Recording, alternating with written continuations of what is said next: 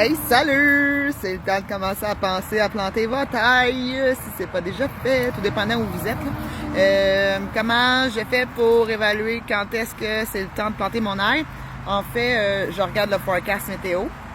Tant qu'il annonce des belles grosses journées de soleil autour de 20, je plante pas ça.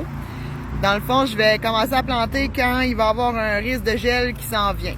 Donc, c'est la première façon que je le sais. Donc, nous, la semaine prochaine, il commencera à avoir des risques de gel au sol.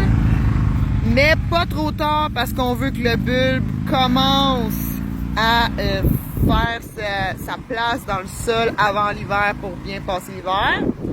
Puis, pas trop de bonheur parce qu'on veut pas qu'il germe trop vite puis qu'il y ait une pousse avant la neige. C'est pas ça. Fait que c'est ça. Fait que moi, la semaine prochaine, il annonce un risque de gel. Fait que je commence à les planter. Puis l'autre truc, c'est la folie des coccinelles. Quand la folie des coccinelles commence, je sais pas si vous avez ça ailleurs, mais nous, au Québec, ici, la dernière semaine de beau temps et de chaleur, les coccinelles se garochent dans les châssis pour essayer de se trouver une place pour passer l'hiver. Fait que quand la folie des coccinelles commence, là, c'est pas mal signe que c'est les dernières journées de chaleur qu'on a. Puis c'est ça, c'est le temps de planter l'ail. Fait que voilà, puis de la façon que je fais en fait, c'est que j'ai mon marqueur, qui est mon petit vélo ici qu'on s'est fait, avec des goupilles de bois. Je marque ma planche que j'ai passé la grelinette.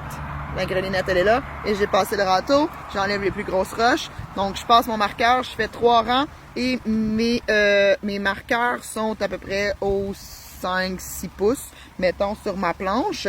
Puis, j'ai ce super outil-là, qui est dans notre boutique, dans l'onglet Nos préférés sur notre boutique en ligne, dans l'onglet Outils Jardin. Je vais essayer, là, ça a l'air qu'on peut mettre un lien là, directement sur TikTok. Je vais essayer de le mettre, mais je ne sais pas si je vais être capable. Donc, si je suis pas capable, c'est sur notre site internet, aujardincoloré.com, l'onglet Nos préférés. Vous affichez les produits, ça va être dans la section Outils de jardin. Donc, c'est vraiment cool. J'ai un 1 pouce comme ça, puis j'ai un 4 pouces aussi pour les implantations de tomates et compagnie. Donc, où j'ai eu mon marqueur, je fais mon trou, je plante ma gousse, la pointe en haut, et je fais tout ça. Après, je vais repasser le râteau pour fermer, puis je vais ajouter des feuilles mortes. Moi, je travaille avec ce que j'ai, puis qui me coûte pas cher, des feuilles mortes. Il y en a qui mettent de la paille.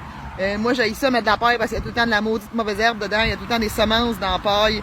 Puis on se fait envahir de seigle qui est pas tuable puis d'autres petites cochonneries. Fait que je préfère les feuilles mortes. Ça meurt, c'est déjà mort. Fait qu'il n'y a rien qui pousse de des feuilles mortes. Fait que je vais enterrer ça de feuilles mortes pour que ça passe bien l'hiver. Les feuilles mortes vont faire un paillis pour le printemps prochain puis l'été prochain. Puis l'ail va pousser super bien au travers les feuilles mortes. Donc voilà, j'espère que ça répond. Ciao!